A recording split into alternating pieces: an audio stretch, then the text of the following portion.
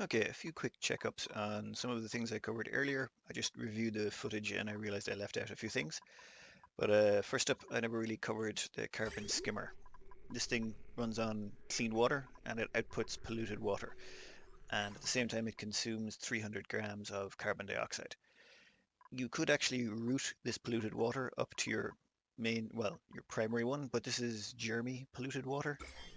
And I prefer to keep my germy polluted water separate from my clean polluted water. So normally I keep it down here, but I then put a couple of deodorizers at the top as well to make sure any polluted oxygen that off gases gets converted to clean oxygen. As I said before, this is not essential to get your carbon skimmer early if you're willing to keep digging down and making a bigger carbon pit. I just like doing that because the amount of time it takes with the duplicants holding their breath, running down, digging, then having to come back up, gasp for breath for a while, and then go back down and keep digging, it usually takes a long time. I tend to avoid it. Second thing was power.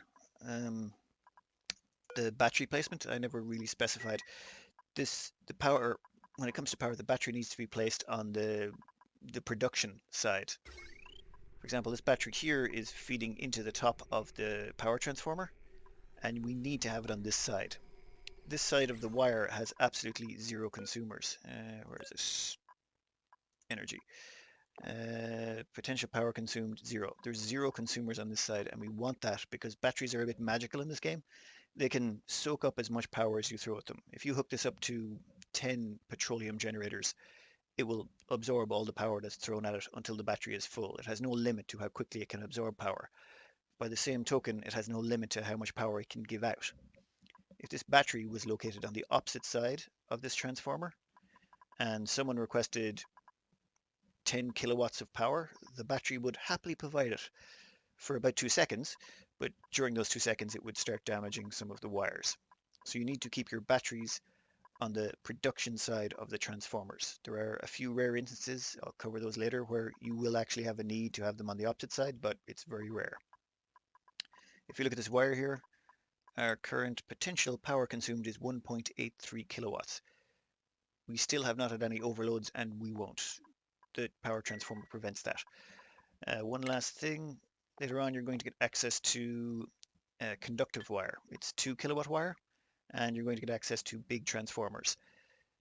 They don't go together. You would think the big transformers would output 2 kilowatts. They don't. They're safe. They're rated for 4 kilowatts. I don't know why. So your best bet in that instance is to get two transformers, two small transformers, place them side by side, run a 2 kilowatt wire across the top and one on the output feeds if you want to get a safe 2 kilowatts draw. I'll cover that later, but just something to note for future reference. The big power transformers don't currently have a use as far as I can tell unless you're trying to transfer power between larger networks. Uh, Next up is compost heaps. I never actually covered this. These are not really necessary. Oh, should be at 4. These are not really necessary once you actually get rid of your latrines. Once the latrines are gone, you're not going to be producing any polluted dirt in here, but I have a tendency to leave them around on low priority and keep them behind my sinks, though as far as I'm aware, there's no other way to get germy polluted dirt than from latrines. But I leave them here anyway, just there's no point actually removing them. Next up, I forgot Wheezeworts. I never actually showed you where the prime locations are to use them. The first ones usually always go around your bristle blossom crop. These were starting to get to about 26, 27 degrees in here, and I basically stick in two of these. Later on, I'll most likely remove one when it gets a bit too cold, but it's a good way of cooling down your crop area so your crops will keep growing. Next up, I usually put one right down here in between my two coal generators to help chill this area down because it has a tendency to get warm. But honestly, if this area gets up to 40, even 45 degrees, I'm not that worried. A hot power area is not the worst thing in the world. I also have a tendency to place them down here beside these storage containers. The igneous rock has a tendency to come from a caustic biome, which is usually around 40 degrees, and having 20 tons of that stuff sitting around inside your base has a tendency to leak a small amount of heat. So if you don't put Wheezeworts near here, they can actually overheat after a time. Also, incubators. Incubators generate a fair chunk of heat as well, 4.5 units of heat. So I have a tendency to put a Wheezewort near there because this will be active quite a lot of the time. Oh, one last thing was, yeah, as I expand out, I usually put in oxygen diffusers. This is a margin call. Some people don't like doing this. They feel it wastes oxygen by putting oxygen outside their base. For me, I consider it, if I'm going to be doing any sort of lengthy stays out here, I prefer to get one out here so that my duplicants have to move less distance to get to fresh oxygen, and they have a higher percentage chance of actually just working in oxygen, which stops them from stopping and gasping for breath for a while and then having to run back and forth. Also increases lifespan as far as I can tell. They're less likely to die if you have a nearby oxygen source.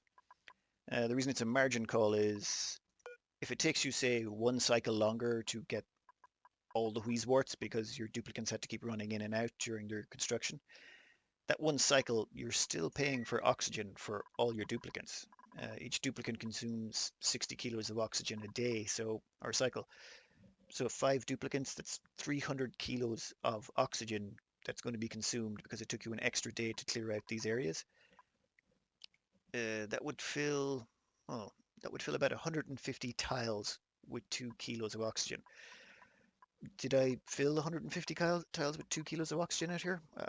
I'm not sure. That's why I call it a margin call. Personally, I prefer it, but your mileage may vary. Oh, one last thing. I usually install a door here and I stop my dog's body from getting out.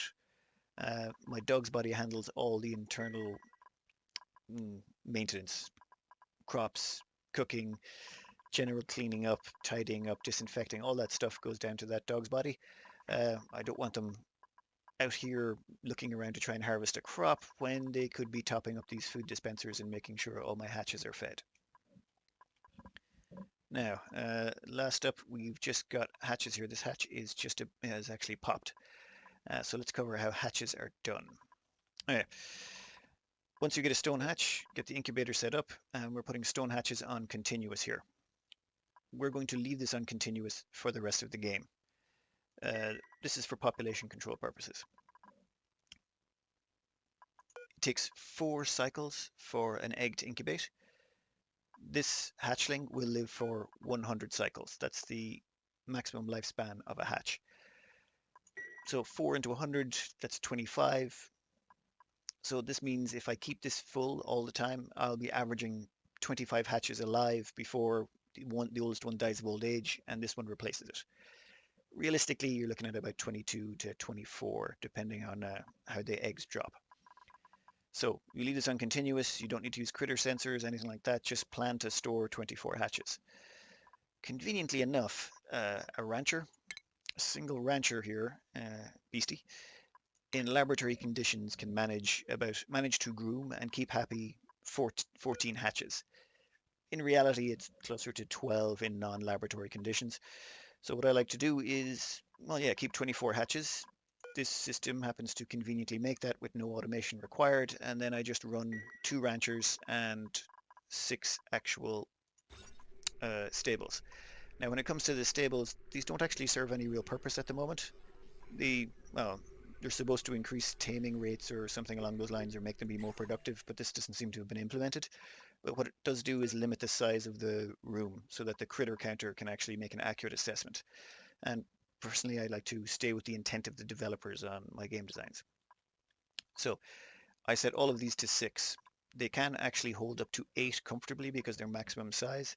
However, if you were to put 8 hatches in this, the moment one of them drops an egg, all of these hatches would get an overcrowded debuff, as in they would see that there's 9 hatches in there and they would stop increasing their reproduction rate as high. So the reproduction cycle would drop to 2% and they'd lose that 15% bonus they're getting, which eats into your egg production. I like to keep the rooms at maximum size so that they could theoretically hold 8. Put 6 in there. That way, even if 2 eggs drop in rapid succession before someone can get them out of there, I don't actually end up getting overcrowding and slowing down egg production. And it just so happens that 4 stables, 6 in each, that works out about 24, meaning it all works out quite nicely with one incubation chamber. Now, this actual hatchling has not been removed because there was nowhere for them to go. If you don't actually have anywhere for them to go, they will stay in there until they turn into adults, and then they will automatically pop out. So they'll stay in there for 5 cycles, become an adult, and then drop out onto the floor and start walking around. What you want to do to make sure they're sent somewhere is go in here and just assign them to actually get dumped out. And we're stone hatchlings. There we go. Now a duplicant will come along and actually drop them out into one of the areas that's free. Now what I'm going to do is actually also going to select it here for stone hatchlings. And I basically want to leave all of these places available for hatchlings to be dumped out. Now he goes along and, oh, yeah, great, he's going to do grooming first before he moves the egg. Now, I've set that to continuous, and once I have enough stone hatches, and I'm actually, oh, there he is, he filled it now. Once I have enough stone hatches out and in play, I'll start actually cracking stone hatch eggs as well, because the drop rate will be high enough, I won't have to worry about it. And by cracking, I mean this egg cracker unit over here. Currently, I'm cracking all hatchling eggs that are dropped, because I don't want them. Now, how do you actually get stone hatch eggs? That brings us to the diet of these things. Here you can see the actual egg chances per drop.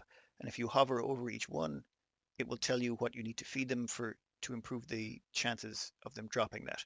For example, sedimentary rock is what you need to feed them if we want to get stone hatch eggs. And that's what we're stuffing them full of. Now the reason we want stone hatch eggs is because these current ones, they can eat a lot of different material, lots and lots. All the bottom stuff is food. They'll eat the same food as duplicants. However, that food it's not very efficient. The omelets, the amount of calories you get in omelets and meat is not enough to make up for what it costs to actually give them the food in the first place. They're more for disposal. Just say you have a bunch of leftover lice loaf, you don't need any more, you can feed them to them. Not hugely useful though. Second, at the top you'll see they've got sand, sandstone, clay, crushed rocks, dirt and sedimentary rock. And all of those have 140 kilos written beside them. What that means is they need 140 kilos of that per cycle to be happy. If you feed them any of those materials, or any materials at all, they actually excrete coal. And it's 50% of the consumed mass. So long as we feed them things that are 140 kilos, they'll actually give us 70 kilos of coal per cycle. This is actually very handy for supplementing your coal supply. So what we want to do is feed them sedimentary rock. This will mean they'll drop lots of coal, but also it'll increase their stone hatchling eggs. Those stone hatchling eggs have a different diet. All the organic stuff is gone and it's been replaced with a few other things. They can still eat sedimentary rock, but they can also now eat igneous rock, obsidian, granite, and some ores. We do not want to feed them ores, trust me. But what's most important there is the igneous rock. Igneous rock, it's this purpley colored rock here. This is the most common mineral on the map. It is very prevalent in the caustic biomes. It's present in the oil biomes. There's even a little bit in the ice biomes. It is everywhere. It is the most abundant mineral of all. And what you can do here is feed it to stone hatches. They will drop eggs and you effectively have a food source that's free of water. Well, technically, once you're using electrolyzers, your rancher will be consuming water in terms of oxygen, but story for another day. So that's why you want to invest in stone hatchlings. Some people like to get sage hatchlings. Sage hatchlings, they keep organic but lose all the stone, and instead they gain the ability to eat slime and algae. I do not consider this a good trade-off. Slime and algae have far better uses you can be putting them to. Stick with stone hatch eggs. It'll supplement your coal supply. You'll never run out of coal. And it will keep you in omelets, which will give you a +4 morale boost for your duplicants. Also, since you can support each two hatches produces enough omelets or enough eggs to give omelets to feed to keep one duplicant alive. So once you have 22, 24 of these, we're going to switch 10 duplicants over to omelets, and we're going to go all the way up to 12. So the two ranchers, though, they'll be staying in base. They won't need any high morale. They'll just stay eating bristle blossoms. We don't need them to have high morale, but everyone else will be able to get a bonus. That's pretty much hatching as simply as I can explain it. I've only got 3 of the actual stables up and running. I'll have a 4th one up in a bit. Now we're going to get into building an actual electrolyzer setup. We're going to make one that's about big enough to support 10 duplicants for now. We can upgrade this later or more than likely replace it somewhere else with one that can support 15. We only need one for 12, but it's nice to have a little bit of overhead in case you expand and need to fill an area with oxygen. So we're just going to build the electrolyzer setup here and have the piping run through the cold biome to cool it down for now. Later on we'll come up with a more permanent solution, but this should carry us for at least 100 if not 200 cycles.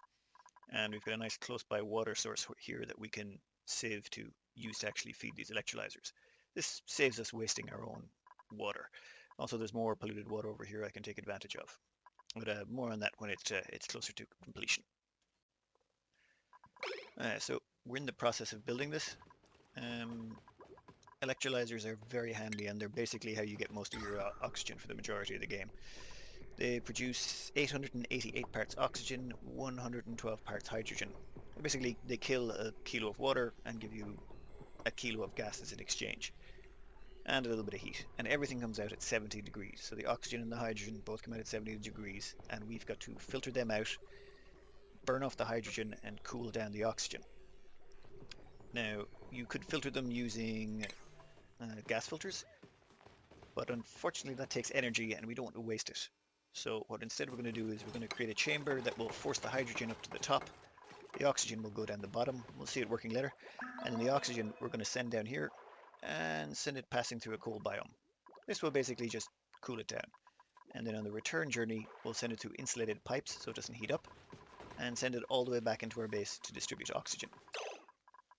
Now, but where are we going to get the water for this? Well, the water, we're going to just tap into this slime biome here and grab the polluted water that's there. There's usually a slime biome at least somewhere nearby you can grab water out of. They're all over the place and they have a lot of water in them. Usually enough to keep you going for a long period of time. As well as that, these are called self-powered oxygen makers, SPOM. Yeah, that's what I think the community refers to them as. There's plenty out there. This is a modified version of one I saw by a YouTuber called Cryptic Fox. I basically just compressed it and just narrowed it down a bit so it would fit inside a 4 tiles high build. Now I'll come back to this once we start it up. One of the downsides of these is you've got to rev them up at the start. If you try and run these really slowly at the start, they never quite even out. You need to basically rev them up like a sluggish engine until all the excess gases gets siphoned out and you have the hydrogen where you want it and the oxygen where you want it. And also have to close the doors and do a few other things, but we'll get back to that just when it's ready to rumble. We're almost good to go. Okay, so we're good to go here. I've made a save because you can always mess these things up, but what will happen here, this is the Kickstarter. This will kick in the early power, and this will feed into our little grid here. It's a couple of hydrogen generators because this is self-powered. The hydrogen coming off this will power the whole setup. So once the power kicks in, the power will go into this line and pop out this transformer. We've got this whole thing set up on a transformer because, well, the possible energy draw is above what's safe. It won't ever really need to go this high except on boot up, but we want to make sure we don't get any overloads at any point, so this thing is maintenance free. But once that kicks in, it'll power this water pump. The water pump will pump water through this pipe over to a water sieve, turn that water into clean water, which will come out at 40 degrees. So then it will go through this insulated pipe made out of igneous rock and go into our 2 electrolyzers. The electrolyzers will split it into hydrogen and oxygen. The hydrogen should float to the top and be collected by this pump. The oxygen should be forced down and should get taken out by these 2 pumps. Then the oxygen will get pumped through here and around the cold biome. This is just granite piping, no special piping at all. Granite will still exchange heat quite well so long as you make it long enough, which we have. Then it goes back through insulated piping here, and we're just dumping it into a tank for now. We want to clean out the system, and 150 kilos of storage should help us clean out any gunk in the system. We can sort this all later. Also, the hydrogen is not feeding back into the generators. We're going to have a mix coming out, and we don't want to damage those generators just yet, so that's also going to be dumped into these tanks. So let's turn the whole system on and see if we can get this running. And hopefully it doesn't all go horribly wrong. It's always something you forget. Is the doors locked? Yes, doors are locked. Oh, one thing I like about this system is the doors allow you to walk through, so the duplicants can walk through and build it, but once you're finished, lock the doors. You don't want them going in there and messing up the system. Okay, yeah, we got water.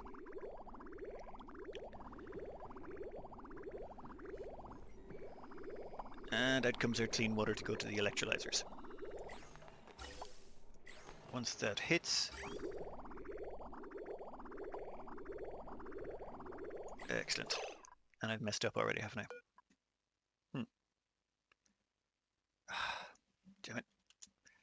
once it's above 750. Yeah, okay, let's pause this for a bit. I'm going to change these and we'll start again. Actually, I forgot you can actually change these automation sensors without actually having to send duplicates in. That may change in the future, so perhaps double check your settings at the start. Yeah, let's leave that locked. Anyway, let's check the ventilation. Okay, you can see mostly oxygen going down here, a bit of carbon dioxide. There's a little bit of hydrogen coming at the top, but not a lot. Most of it's still oxygen because the whole system hasn't sorted itself out yet. But as this keeps pumping, there we go. We'll check the oxygen overlay. You'll see that that's mostly gone to hydrogen now. Not all the way, but after this runs for about 60 seconds, well, maybe 120, this should be all hydrogen coming out. Yeah, all these Atmos sensors are set to 750 grams. That's it. So if there's more than 750 grams of pressure, these gas pumps can handle 500 grams a second, so it keeps it all nice and even. And have we almost cleared everything out? No, there's still a little pocket of oxygen up there. Come on. Almost done. I'm dumping some oxygen off in here. I'm actually just going to oxygenate this area, I don't mind. But we'll see here the oxygen is coming down here at, when it pops out, it's coming out at 46 degrees. And then as it passes through here, it cools down. There's -2, -16. By the time we get here, we're -25. Over here, we're down to -30. Oh, almost -30, just as we go back into the pipe. And please tell me that oxygen is almost gone out of there. Yeah. Okay, so now we're completely hydrogen up the top here, and we're completely oxygen down the bottom. So the system should now be running completely clean. At this point, you can stop this system, turn it back on, turn it back off. It makes no difference. It will keep running clean so long as you don't open the doors and mess with the gas pressures. Which reminds me, I should turn this off now and hook it up to the hydrogen so it can be self-sustaining. I'll come back once it has been hooked up to that, or once we've got that enabled or we're about to ready it. Oh, actually, wait. I better show how that's done. Now, one of the quirks of this game is when it comes to splitting things off. Here we have a gas bridge. You'll see there's a white side and a green side. White is input, green is output. One of the quirks of this is when we do this here, the white will mean this pipe will come in, the gas will try and go in this pipe and go across, and all of it will go that way. All of it will attempt to go straight across this bridge. Only if this bridge is full will it try to go out any other side. So if I had ventilation pipes coming out, say this side or any other direction, it'll only try to go out those sides if the primary direction is full. So what we're doing here is we're creating an overflow. Gas will come along here. If it can't get through to the hydrogen generators, because this whole pipe is full of hydrogen, the hydrogen will overflow and go into these backup tanks here. I'm going to use those backup tanks later because having a few hundred kilos of hydrogen lying around is very useful for some of the builds you'll get involved in later. And this way you can just keep a nice storage tank of it for later. This whole system will not use all the hydrogen you're going to pump out. It's just not going to. You'll always end up with excess hydrogen, and I'm going to have to set up a little system to burn it off in case these tanks fill up. If the whole system backs up, you can run into problems, so we want to make sure the hydrogen is being disposed of. Okay, so we've got this tank down here that we're dumping all the hydrogen that was supposed to be coming out, but of course we've got a bunch of oxygen and a bit of carbon dioxide mixed in. So all we've done is we've hooked it up to a filter. We have the output going into a filter, and then we're going to filter out the hydrogen and send it back up to this storage tank here. The storage tank here has been disconnected from the bottom one. Once we've filtered all the hydrogen in here and dumped all that oxygen and CO2 into our base, we'll just hook this back up and we'll have our 3 storage tanks ready to go. And if we look over here, this tank that was supposed to store all the oxygen that was coming out, it is actually mostly oxygen, just a little bit of carbon dioxide. We're going to dump that into the base as well. Once that's done, I'll show you how you can use this cold oxygen to help cool down your base and oxygenate everything up. First, let's check out this hydrogen. When you're filtering these things, it's the middle yellow output that actually shows up as that's what you filter out. That's the element. Once all the hydrogen will go up there, everything else will just get dumped into the base. Oxygen and carbon dioxide into my base. Thank you very much, I'm happy. Yeah. and this will just be built over here and will vent out all that oxygen as well. Okay, so this whole setup is almost done and dusted. The oxygen here is flowing through, it's coming through nice and hot and coming out the other side at about -30. Then it snakes all the way back through here, and yeah, it's like still -20 by the time it gets into my base. Now you'll notice here I'm putting on these bridges everywhere. It's because when you split something off, if you just have two pipes and you separate them out, this causes congestion, and sometimes when the pipes start to back up, they get stuck there and you only get half throughput. It's difficult. So if you're ever going to split anything off, put in a bridge first and then split them off both sides. As you can see, these ones can actually keep flowing here, and there's only ever a gap of one tile usually when this stops being overpressurized. This allows you to keep a smooth flow. So I've got bridges all the way down, stops at every level, just in case I ever decide to break off a gas pipe there. Additionally, if you ever put in any other gas ventilation here, you have a gap here you can go under, so you don't have to keep rearranging everything. Now, I'm putting one of these gas vents right over my bristle blossom patch because, well, cold air right on top of that won't hurt. And I'm putting ones right above these hot spots here, and also right above, oh, I missed one here, also right above my power generators. Now, I'm doing this all in insulated pipe made out of igneous rock. When it comes to using insulated pipe early on, you don't have the choice to use ceramic, which is the best, and you never will for some runs that are this long. Ceramic is for short runs and very big temperature differentials. By and large, you're just going to use insulated igneous rock. The only one that's about as good as it is sedimentary, but sedimentary is rarer, harder to find, and you're better off feeding it to your hatches anyway. Anything sedimentary rock can do, igneous rock usually does better. And that's pretty much how you do, that's pretty much how you do these oxygen setups. There's several tutorials online using many different versions, varieties, multi-stories, all sorts of things, but this is pretty much what you want to get up. For cooling, you can also use the anti-entropy nullifiers, but I like to pretend that they're not available and you're just basically stuck. If you don't have options to get one of these, this will work plenty well for you for at least a couple of hundred cycles. You can get these up pretty early on, but realistically there's no time frame on when you should get one. The only time frame is before you run out of algae. As long as you get one of these up before you run out of algae, it's on time. That means you've done it at the correct time. Now, one last thing you'll want to do is you're not going to get rid of your oxygen diffusers. They can actually come in handy just in case anything goes horribly wrong. Good thing to do is put down an atmospheric sensor above them, stick in an automation wire. Oh. And then what happens is you can set the atmospheric sensor to, if the pressure goes below 1 kilo, then the oxygen diffuser will activate. This way, if anything below. This way, if any problems happen that interrupt your power supply, you always have backup algae. Now, I'm not going to leave them there. I'm going to move them around a bit and place them in better areas where they're out of the way and won't interfere with the decor I'm going to put in later. But that's pretty much how you get yourself sorted to this point. At this point, we're no longer a coal algae. We're living on coal and, well, polluted water. And there is a lot of polluted water to be found around the map. So I'm probably going to make a giant water tank, move it all there, and then centralize my there's enough polluted water there to keep me going for 50, 60 cycles. There's loads of this around, and I try and get this as close to my base as possible, the sieve, because this needs to actually be filled with sand, and the sand kicks out polluted dirt as it processes, and you want to put that through a composter. Now, I know this is quite complicated to look at and take in, but you need to build a few of these, practice it a bit, and once you get the hang of this, they're very handy. They basically obviate the need for any sort of algae or other oxygen production. And because you can sieve the water, it doesn't actually matter what temperature the water goes in at. It could be 20 degrees, it could be 100 degrees. This machine does not care. The oxygen and hydrogen that are outputted will always be 70 degrees. Now, I've sealed this in an insulated box, and I've made everything in here out of gold amalgam. The reason we've made it out of gold amalgam is it increases the overheat temperature by 50 degrees, so it's now 125 degrees is the overheat temperature. That means the 70 degree gases coming out of this.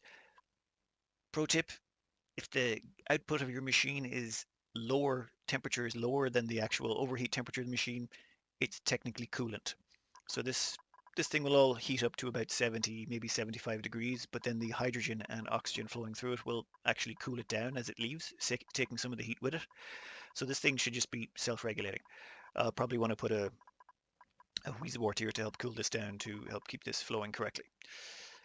That should be the end of that, and now it'll just be a case of tidying up the base, expanding this, taking on more duplicates, because now I actually have the oxygen, and soon I'm going to have enough omelets to support them all, and my water supply is still looking rather healthy.